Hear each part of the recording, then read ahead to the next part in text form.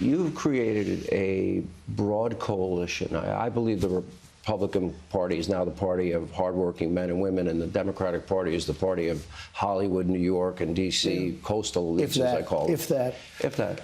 So you have built a very broad, diverse coalition, including Hispanic Americans, African Americans. And by the way, I'll put the numbers up on the screen, and we can show people where they were in those first 3 years of your presidency. The best growth rate in 60 years, and the people that did best were minorities in America. That's right. They did the best. And you have built this coalition. Anyway, so you have this big event at Madison Square Garden. It went on for hours. I don't even know if you were there for the whole thing. I don't know what time you got there. I was told and made aware that you had no idea about this comedian who made comments. I have no idea who he is. Somebody said there was a comedian that joked about Puerto Rico or something, and I have no idea who he was. Never saw him, never heard of him, and don't want to hear of him. But I have no idea. They put a comedian in, which everybody does. You throw comedians in. You don't vet them and go crazy. It's nobody's fault. But somebody said some bad things. Now, what they've done is taken somebody that has nothing to do with the party, has nothing to do with us, said something, and they try and make a big deal. But I don't know who it is. I don't even know who put him in. And I can't imagine it's a big deal. I've done more for Puerto Rico than any president, I think, that's ever been president. When the hurricanes came, I helped them rebuild their electrical system. I helped them rebuild dams and everything else. That place was hit by so many hurricanes. It's almost like Hurricane Alley. I've never seen anything like it. And Puerto Ricans love me because I was the president that stood up for them more than any president. I've had great relationships with Hispanics, but I've had really great relationship with Puerto Rico and people from Puerto Rico. They love. Every time I go outside, I see somebody from Puerto Rico. They give me a hug and a kiss. I gave them more money. I sent a hospital ship when they had one of the big hurricanes. They had no hospitals. The hospitals were wiped out. I sent the big Mercy ship. I sent it to Puerto Rico fully equipped. It took care of things. I mean, they love me in Puerto Rico, and I love them. I was there handing out food. I got in trouble for that, too, because we were having fun. We had a lot of people, and I was throwing paper towels to the back. They were all having fun. And the fake news came, oh, that was very disrespectful to be throwing towels.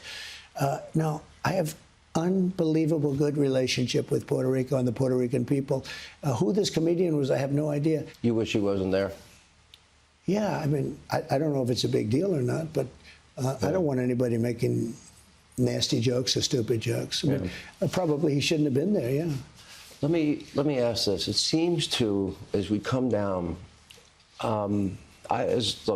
just an American citizen, I've never been more concerned about the country, the state of the world. Especially, we got war in Europe, we got war in the Middle East, we have a presidential candidate that talks about mandatory gun buybacks and no fracking and no drilling. Well, it talks actually about confiscation of your guns. That's correct. Not a buyback. That's what it is. They're going to confiscate your guns. Okay. If she wins, they will confiscate your guns.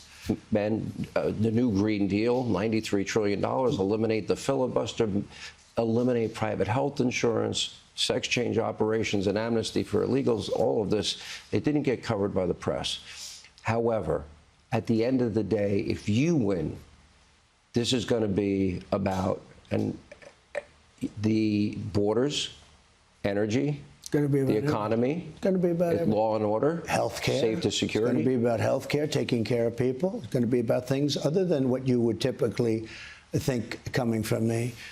We're going to take care of our borders immediately, day one. We're going to drill, baby, drill. We have more liquid gold than anybody else, including Saudi Arabia. Bigger than last time, because you made us energy independent for the first time in 75 years. You were energy independent. We would have been energy dominant. Well, I'll tell you, Anwar in Alaska, I got it approved. Reagan couldn't do it. This is the biggest find anywhere in the world. It's the size of Saudi Arabia.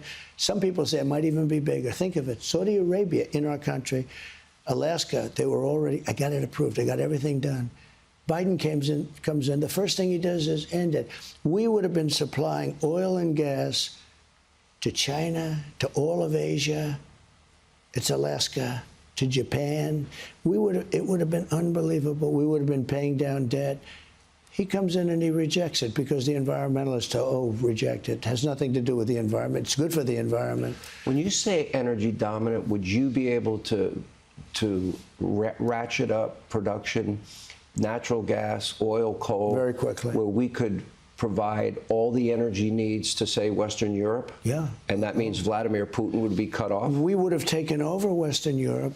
Oil prices will go down, and Vladimir Putin wouldn't be able to prosecute the war.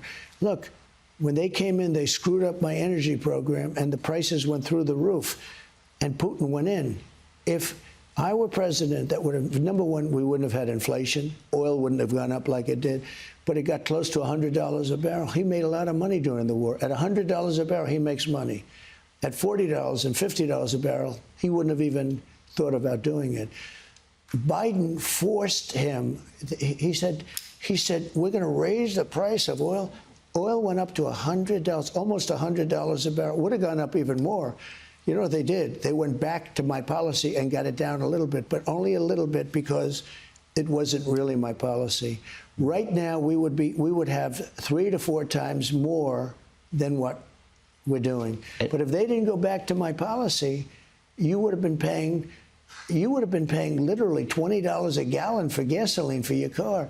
They want to get rid of all gas. I will end that immediately, by the way. You're going to be able to get a gas-powered car. You're going to be able to get a hybrid. You're going to be able to get an electric car.